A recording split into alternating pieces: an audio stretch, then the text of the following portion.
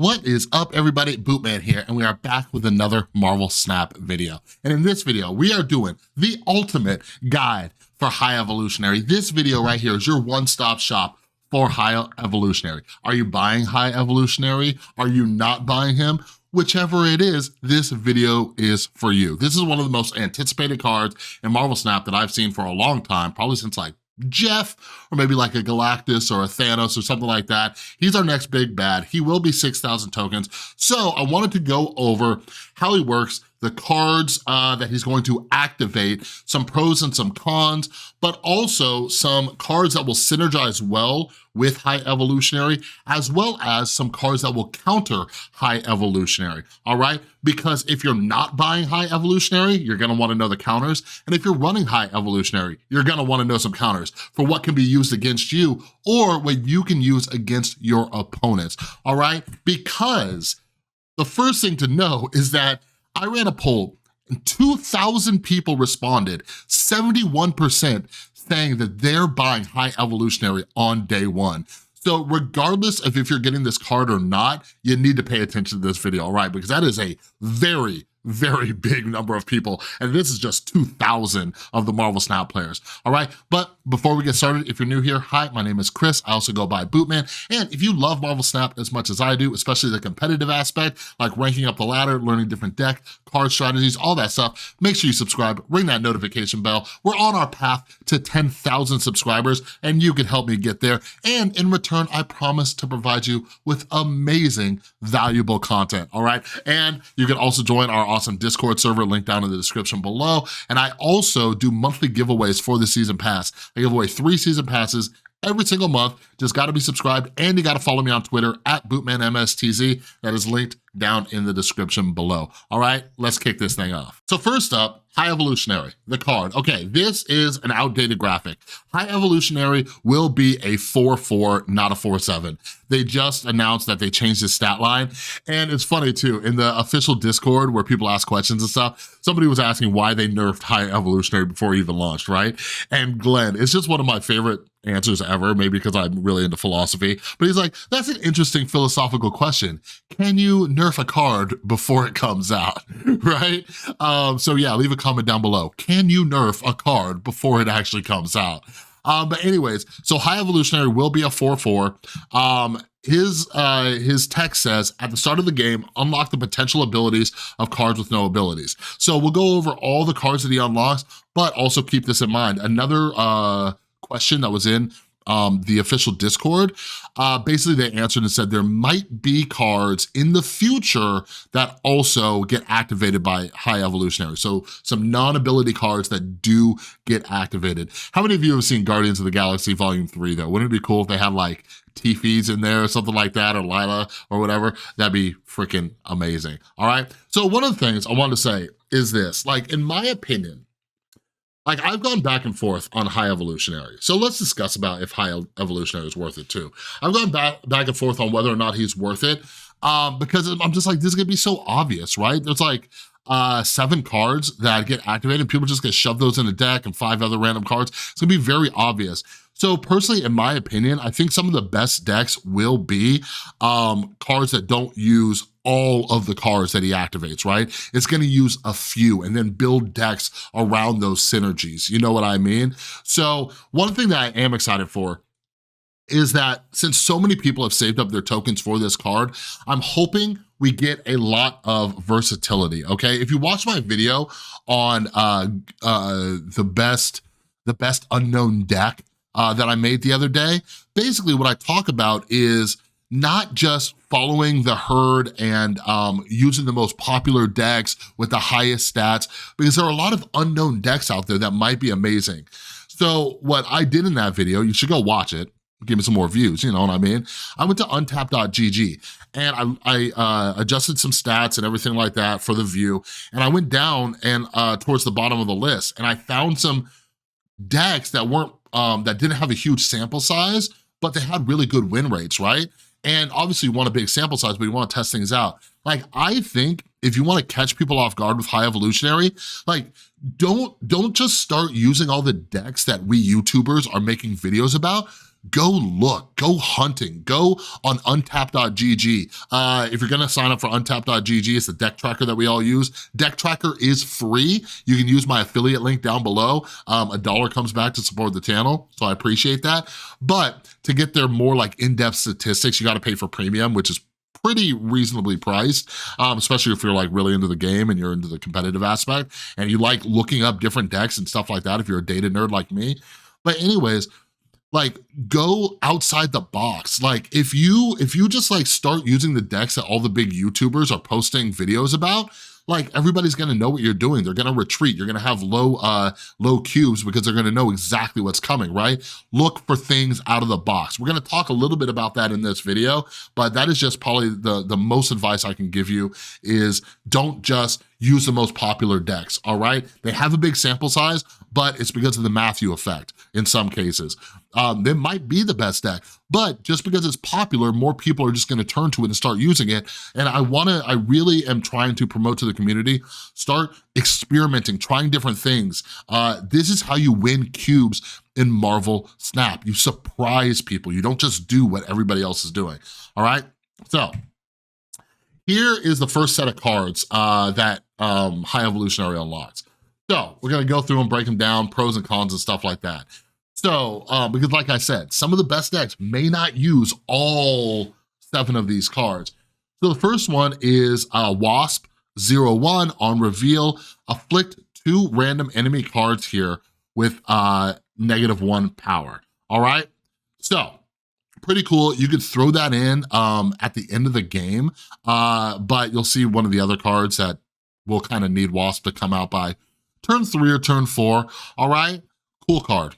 Very cool, on reveal. It's a 0 cost, like, I would probably use this card. Like, Wasp is just good in a lot of different decks and scenarios because it's 0. It costs you nothing, goes out there, and it is a pretty decent effect, all right? So, because, like, think of the Soul Stone. It's taking 1 off every card there. This is gonna hit 2 of them, okay? Then we have Misty Knight. So what's interesting, and I'm curious the design aspect of this. Why are some on reveal, some are just the text? So when you end a, like why isn't this ongoing, right? When you end a turn with unspent energy, give another friendly card +1 power. So like I've seen people like kind of like, oh, Misty Knight's not gonna be that great, right? There's a lot of unspent energy ones, which is, I don't know, debatable, like we'll see how that goes. But like, this is pretty powerful, right? Like anything that's just like buffing up your cards a little, and this just keeps happening and there's nothing that people can do to counter it, like that's pretty dope.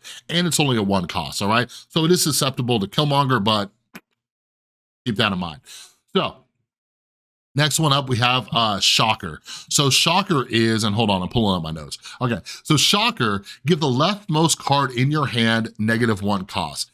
Very cool, very cool. Unfortunately, you can't really manipulate too much how your hand is ordered. Those of you who are Moon Girl fans, you played a lot of Moon Girl, there's a lot of thought and strategy that goes into that, how you're playing your cards. So Shocker can come out a little later in the game, all right? Because there are some high cost cards that we're gonna talk about in a second, a 5 cost, it gets reduced cost, and a 6 cost. So Shocker might be ideal in a different scenario, right? Rather than just playing it on 2, like throwing out a little bit later, playing some other cards so you can kind of shift the card you want to the left, you know what I mean? But this is gonna help with any card, not just ones that High Evolutionary activates, all right? So keep that in mind. Like how many times you're like, if I can play this card on 5, I can play this on 6. Like what about when Titan comes out as a location on the board, right? Now all of a sudden you can play 2 6-cost cards because they're both 5 costs. That's pretty cool. Something I've been really into lately as part of my strategy is dropping a powerful 1 cost with a 6 cost. So keep that in mind with Shocker. Now, Cyclops. Cyclops, I don't know. I feel like they keep doing him dirty. I was watching Drew Berry's video on High Evolutionary, and I'm like, he's right? So like Cyclops, one of the most beloved X-Men, has such a cool effect, and his unlocked ability is, when you end a turn with unspent energy, afflict 2 random enemies here with -1 power. Like, he's a 3 cost, all right? So how much how much energy are you gonna be saving on turns 4 and 5? Okay, we're gonna be talking about Abomination in a second, so like maybe there's something there, but I'm just like, I don't know. I'm gonna talk about a synergistic card with Cyclops in a minute, because one of the things I've heard people say is, well, people just play around Cyclops, they just won't go to that lane and stuff like that. Well, there's another card that recently came out that benefits from people not playing in that lane, so you can kind of trap people. But Cyclops, I think, is one of the weaker cards on this list. So now we have the last 3 cards. So the Thing, on reveal, afflict a random enemy card here with -1 power. Repeat this twice more, all right? So this is up to -3 power, right? On that location.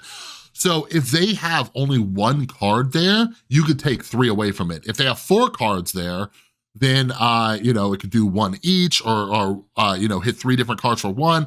It sounds like that's gonna be a random effect. That's pretty cool. That's pretty cool. You're gonna get a maximum -3 power there. So that's pretty dang good, if you ask me. So Abomination, here's the one I'm talking about. Costs 1 less for each card in play that's afflicted with negative power. So if you can figure out ways to boost up the negative power, being afflicted with negative power on the other side, now you're gonna be saving some energy.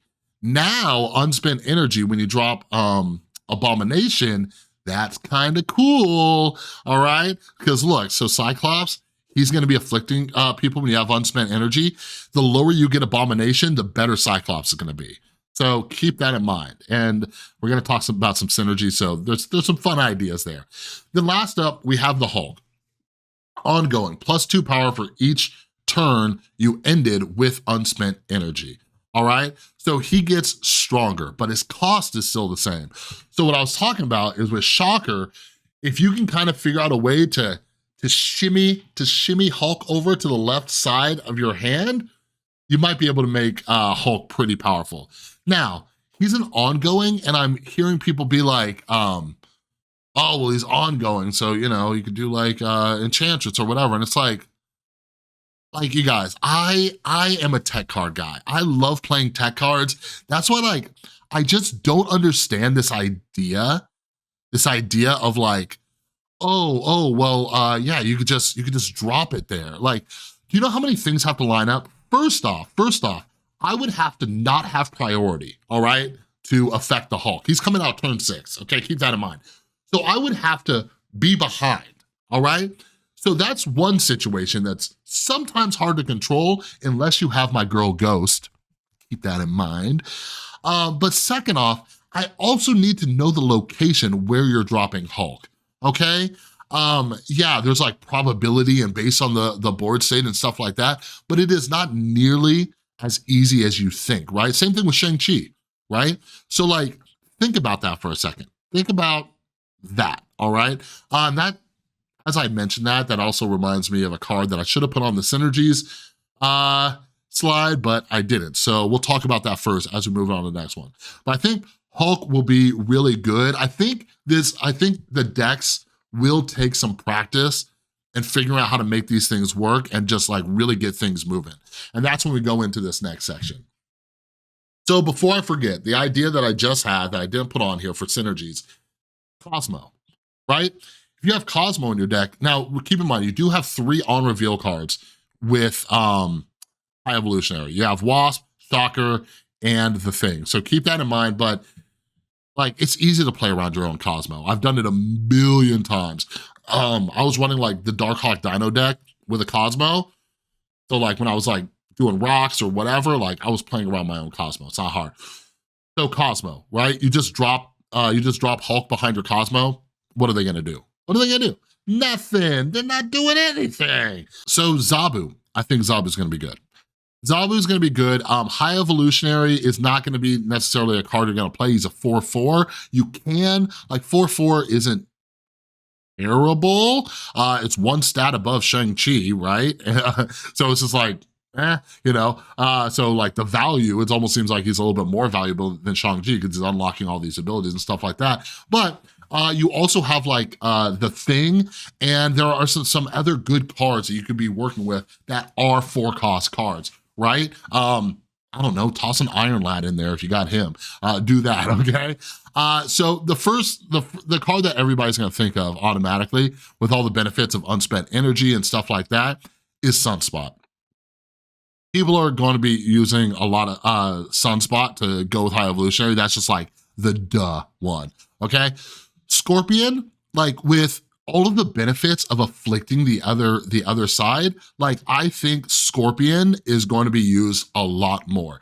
Now, keep in mind, Abomination says costs 1 less for each enemy card in play. I think they did that very specifically, in play, right? Because with Scorpion, I tag their entire hand, but Abomination won't benefit from that, okay? Unless they actually play it.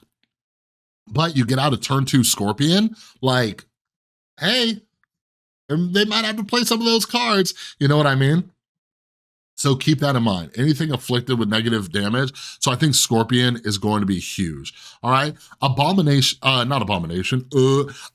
Man. We have 3 on reveal cards. We have the Thing, we have Shocker, and we have Wasp, okay? And Wasp is a 0-cost card, all right? So you use Wasp and Absorbing Man, like, you're tagging them for that negative power.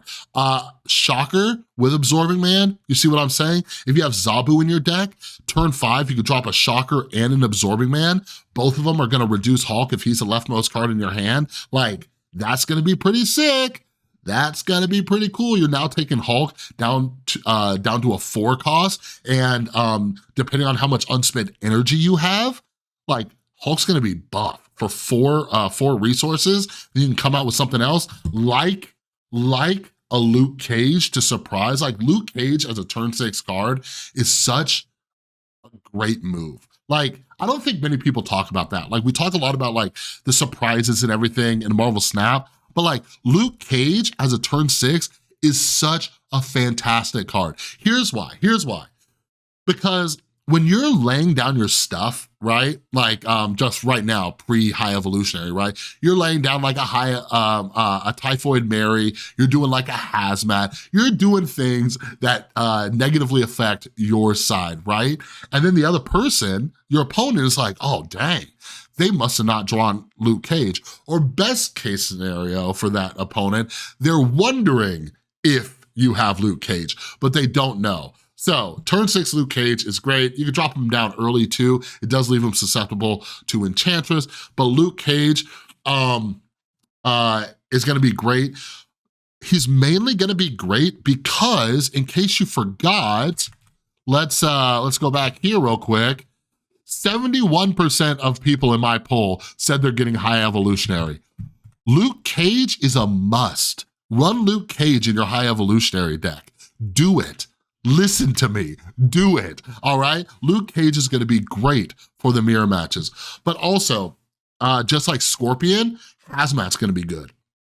Hazmat's gonna be good, especially if the opponent is playing something where, like a zoo deck or just something that has a really good curve and they're constantly getting cards out on the board. Like, usually, in games, you wanna drop like that late Hazmat, like, oh, I'm gonna Wong into Hazmat and Absorbing Man. No, like, Hazmat has turn 2 value now, all right? Since there's cards like Abomination that benefit from this, if they have 2 or 3 cards out on the board, especially with all the people running like Kitty Pryde and bounce decks and stuff like that, if you tag 3, 4 of their cards with Hazmat and they're out in play, right? Like, you're good. You're doing all right. You see what I'm saying? So like, I think an early Hazmat on like turn 2 or turn 3 is gonna be phenomenal.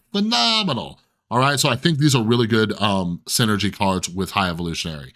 All right, so last up, I wanna talk about counters. So whether you're running High Evolutionary or not, you gotta be thinking counters because so many people are going to be having High Evolutionary. So like I mentioned Zabu in the last one for Synergies, Zabu might be good to be running with your Shang-Chi, with your Enchantress, maybe run a Sarah Control. Like a lot of these are just like tech cards, right? So first off, Luke Cage, like listen, just let's have a serious talk real quick. for the next 2 weeks, run Luke Cage, all right? I don't care. Take Jeff out of your deck, take whatever you got to out of your deck, take your weakest card out of your deck, put Luke Cage in. Like, do you hear the words coming out of my mouth? If you're not running Luke Cage, you're not allowed to complain about losing to High Evolutionary. Like, you need Luke Cage. You need Luke Cage, and that's just it. That's just it. That is it. Done, period. Do I need to explain? Do I need to go into the logic behind why you need Luke Cage? I just went over all the cards with you. So many of them afflict negative damage. Get Luke Cage in your decks. Like, I am not going to have a deck that does not have Luke Cage for the next couple weeks until the High Evolutionary buzz kind of dies down, unless like people just figure out he's like insanely broken. Like, Luke Cage is going to be everywhere. All right. So you got Shang-Chi. Shang-Chi, because people are going to be running Abomination. I think if people are not running all of the cards that go with High Evolutionary, all of the cards that he unlocks, I think Abomination is going to be in most of the decks, in like 90% of the decks, right? Like, taking Abomination down from a 5/9 to like a 3, even like a 3/9 card, like, people are gonna be running Abomination. So Shang-Chi is gonna be very good. Fortunately, Abomination is a 9 power card and not like an 8. So Shang-Chi is gonna be very, very good. All right. Enchantress.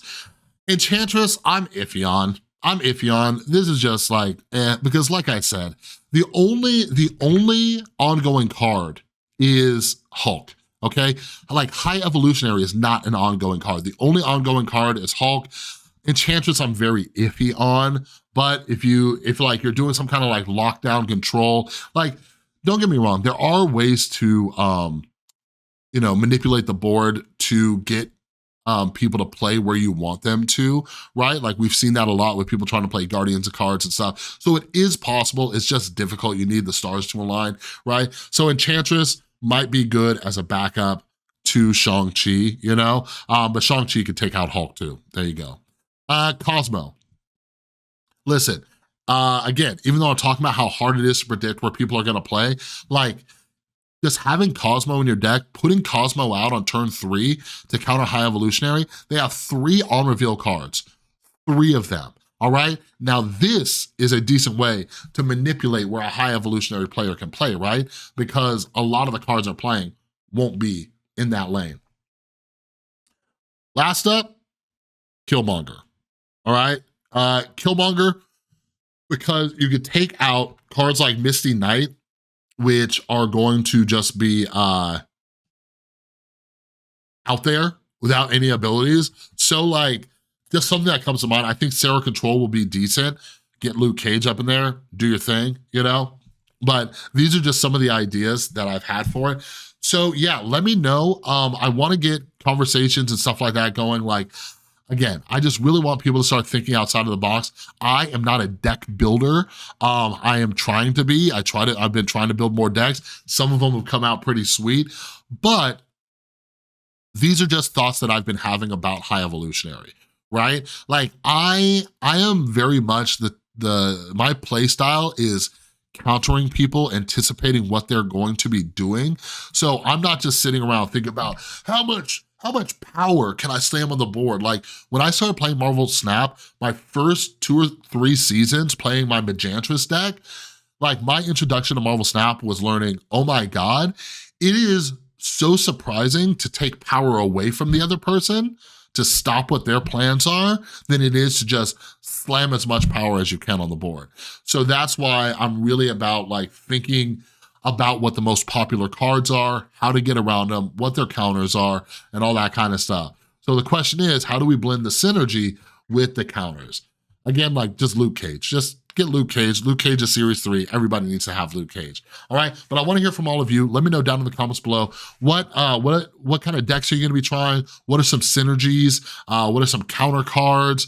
What are you guys thinking when it comes to High Evolutionary? This card is going to be everywhere this week, and I know some of you out there have your wheels turning as well. The best knowledge you get is from the group, all right? So let's put our heads together, figure this thing out, all right? But that's all I got for the video. If you like it, give it a thumbs up. If you're new, subscribe, ring that notification bell, all right? But that's all I got, and yeah, have an amazing rest of your day. I'll see you in the next one.